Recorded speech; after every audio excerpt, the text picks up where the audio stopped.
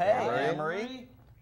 Good morning. How are you guys? Good. Very well. We're the best. How are you? Good, thank you. I love the idea of the show and it being set in one night in one bar.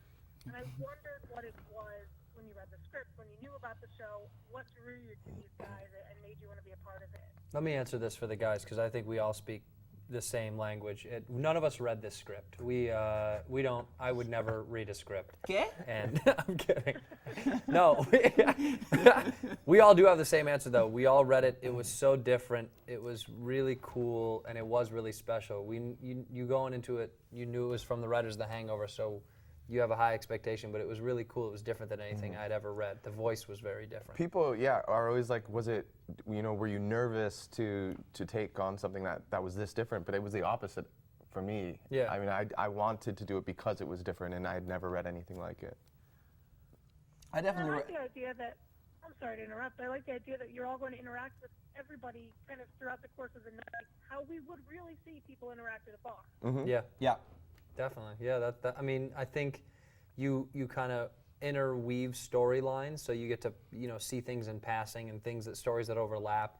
So that kind of gives you a better grasp of what the bar looks like from a bigger scope, from a more macro position, which is cool because I think a lot of shows you can kind of get lost in where they are. Our show, you can kind of feel exactly where everybody is given the course of the night.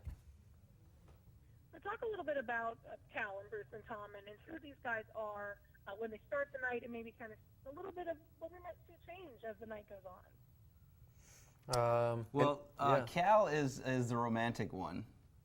Yep. And you get to learn a lot about Cal. Well, you get to learn a lot about everyone's past. You learn Cal's past is very, very attached. He's very attached in his past, and I think he kind of learns how to not be so attached, but without giving away too much. In the pilot, my character has been dumped by his fiance, and his two buddies bring him to this bar, and he, throughout the pilot and the rest of the season, I think it's just him settling in that, like being single and being gaining confidence, with women.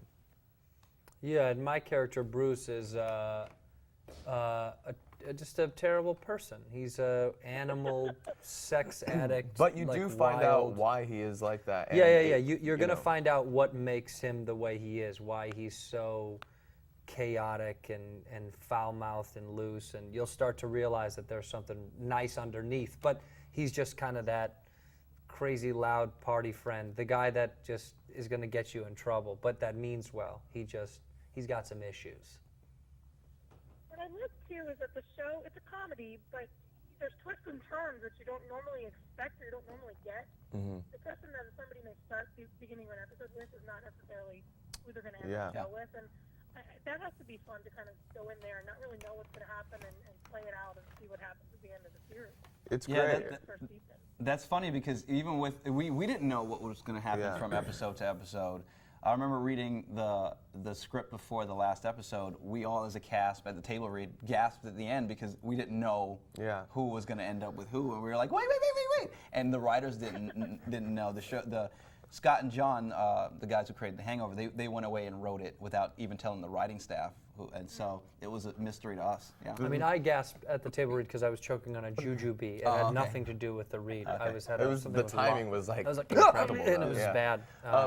The John, who wrote the show, he calls it a romantic mystery because, in a romantic comedy, you are rooting for the two lead characters to end up together, and on this show, since there's 10 lead characters, you don't know who's going to end up with each other, so that's like the mystery part. You're constantly rooting for different people, and one episode you might want Bruce and Jessica to be together, and then the next you might want Bruce and Cal to be together. It's changing all. Different flavors. Yeah. Are people asking me, like, why should I watch Mixology? Why is this a show for me? Why do you think it's a show for like the modern age for people to enjoy? Because it's relatable. Mm-hmm. It's about trying to find love or friendship or even just a night of a good time. Yeah, everybody has gone to a bar or gone out, and I think it's so relatable no matter what age you are. You've done the dating scene. Yeah, let's be honest, Anne-Marie. Sex sells, and this is a sexy, sexy show. I love that. What else can you tease?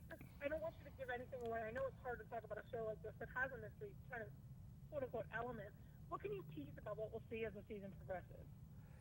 I think you're going to see a lot of twists and turns. I think the beauty is you're going to expect people to get together, and as the season goes on, you're going to see that change take place in the middle of the season over who really is going to go with who, or if anybody at all. And you're really going to get to see some fun character bits that get played out in a bar that I think you've seen before in a bar that we've kind of put on TV now. Yeah, they've definitely pulled from, the craziest experiences, whether it was the actors' personal experiences or the writers. They've taken those experiences and heightened them, so they are really funny and just ridiculous, and it's crazy to watch. Did you guys get to kind of play off script a lot, or was what's on the page how you performed it, or did you get some kind of leeway with Didn't have a script. Did not have a script. The guys never turned in scripts, which was a We huge actually don't issue. know where they are still.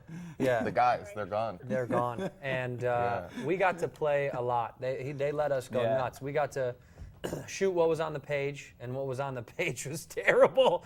But we shot that stuff, and then we got to do whatever we wanted. They let us just have fun. It was a very collaborative effort. They were great to work with. They let us play. They let us have fun. But we also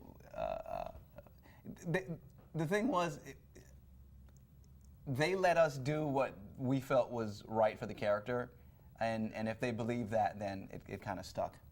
It takes the onus off of them. So if it's a bad show, it's our fault, basically, is what happens.